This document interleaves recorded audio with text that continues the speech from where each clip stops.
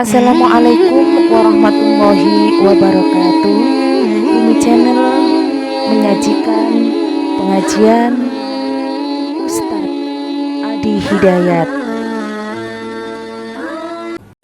Ustadz, bagaimana Nabi Ayub bisa sembuh dari penyakit yang pernah dideritanya? Jawabannya, Allah sembuhkan, sembuh. Baik, ayah Anda sedang sakit, ya, ginjal stadium 5 sehingga dokter memvonis harus cuci darah 2 kali seminggu seumur hidup. Semoga Ustadz, ya, kita doakan semoga Allah berikan kesembuhan terbaik, semoga Allah berikan segala kemuliaan dan diberikan segala hikmah di balik penyakit. Pertama begini, sakit itu ujian.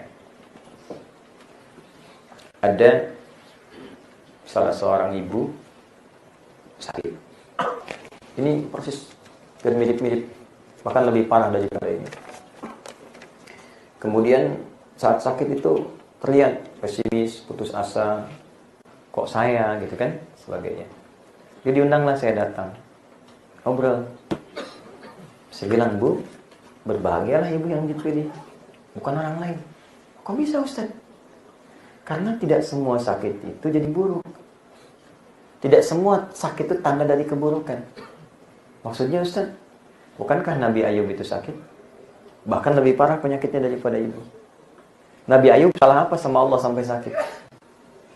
Nabi Ayub punya dosa apa? Jadi tidak semua sakit melekat dengan dosa. Ada sebagian sakit itu bagian dari dosa, sehingga dipaksa kita menyebut nama Allah. Ya, makanya orang sakit itu banyak kemungkinan diampuni dosanya oleh Allah, karena saat sakit banyak ibadah, banyak istighfar. Maka saya katakan pertama, Bu, berbahagialah karena bagian dari sakit itu satu wasilah untuk mengampuni dosa-dosa kita.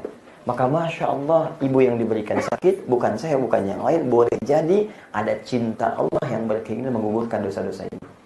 Satu. Yang kedua, ada petunjuk dalam Al-Quran, justru dalam sakit itu bisa mengembalikan semua keindahan-keindahan hidup yang boleh jadi setelah sembuh akan berlipat lebih daripada sebelumnya.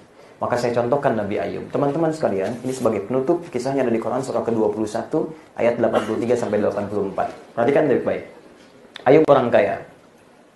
Istrinya cantik, baik, setia, punya anak 12. Kaya, Masya Allah, punya kedudukan, keluarga bagus, anak 12. Jalan bertahun-tahun. Satu ketika, setan menggoda. Gak pernah surut, ibadah luar biasa. Minta kepada Allah untuk menggoda Ayub alaihissalam lewat 3 kondisi. 1, kejadian pertama, minta kepada Allah supaya hartanya dihabiskan semua dalam sehari. Maka dalam sehari habis semua hartanya. Ya, hewan ternaknya mati semua, kebun-kebunnya terbakar semua dalam sehari. Anda kalau kerja sehari, misalnya omset hilang, gaji hilang sehari, kan keluhan luar biasa. Nabi Ayub sehari jatuh fakir, semua hilang. Apakah mengeluh? Tidak. Berkurang ibadah? Tidak, malah makin nambah.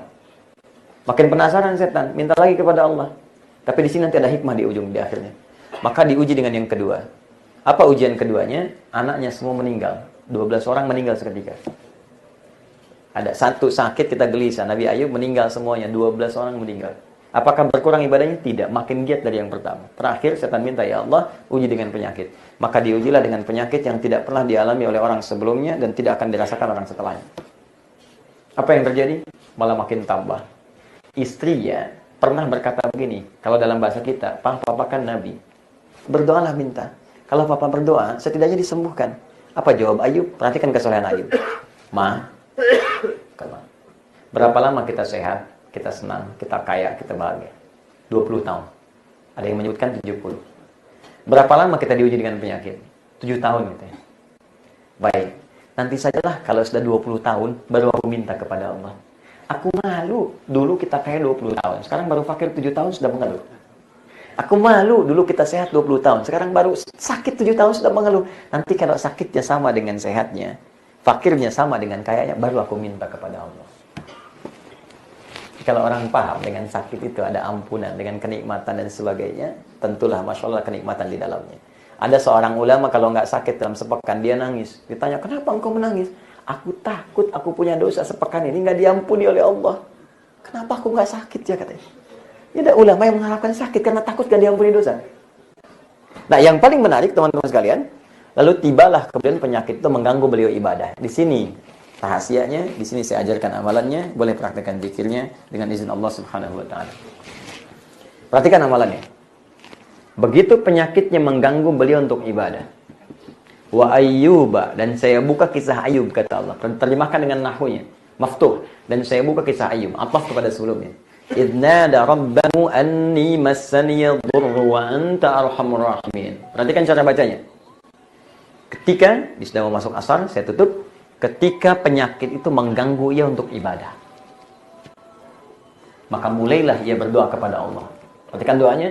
Ya Allah, Engkau yang paling sayang kepadaku. Jika yang paling sayang saja tidak menyembuhkanku, kepada siapa lagi aku memohon?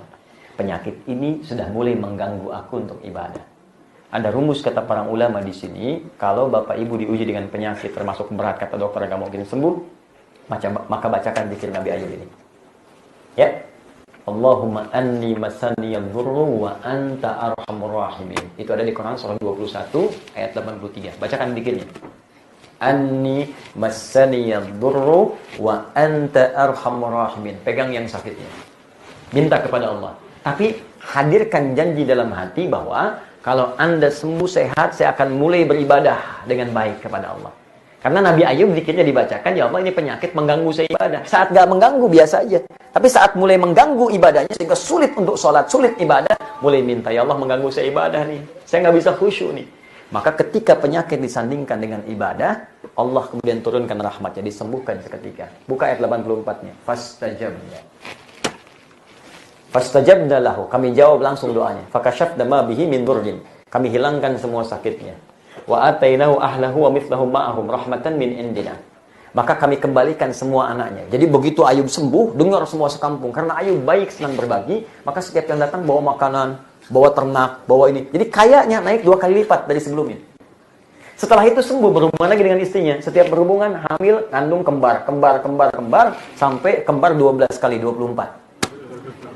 Anak sebelum 12 jadi 24. Nah, yang paling menarik saya akhiri, wa dzikra lil abidin. Kata Allah, ini pengingat bagi hamba-hambaku di masa depan yang punya keadaan yang sama dengan Ayub pun. Kalau sakit seperti Ayub, dia amalkan zikir Ayub, aku akan sembuhkan seperti aku sembuhkan Ayub alaihissalam.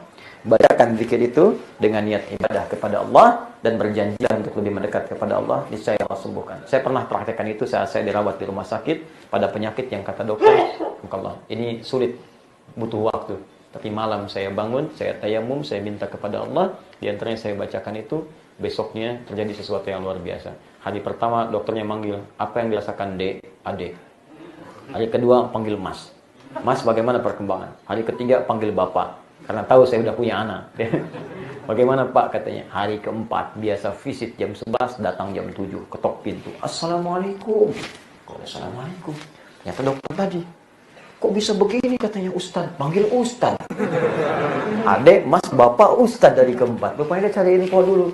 Harusnya ini belum naik darahnya, harusnya masih begini. Kok bisa katanya? Saya juga kesehatannya begini-begini. Jadi Ustaz itu kita hari itu. Tiba-tiba datang pasien lain naik ke atas. Saya pasiennya Ustaz yang sama dokternya dengan Ustaz. Kenapa Bu? Dia anak saya sulit katanya nggak sembuh-sembuh. Terus kenapa ke sini? Ya saya ketemu dokternya katanya. Suruh ke saya. Ke atas naik.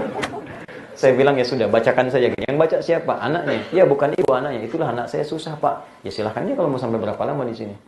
Bacakan. Tiba kemudian saya akhiri datang lagi satu orang. Tetangga. Ustaz. Ya Pak. Ini mohon. Kasih kertas. Ini apa Pak? Itu di kertas tuh anak saya 2 orang perempuan. Besok mau ujian. Maksudnya apa? Ustaz kan sakit. 2 orang sakit cepat dijawab. Tolong doakan anak saya.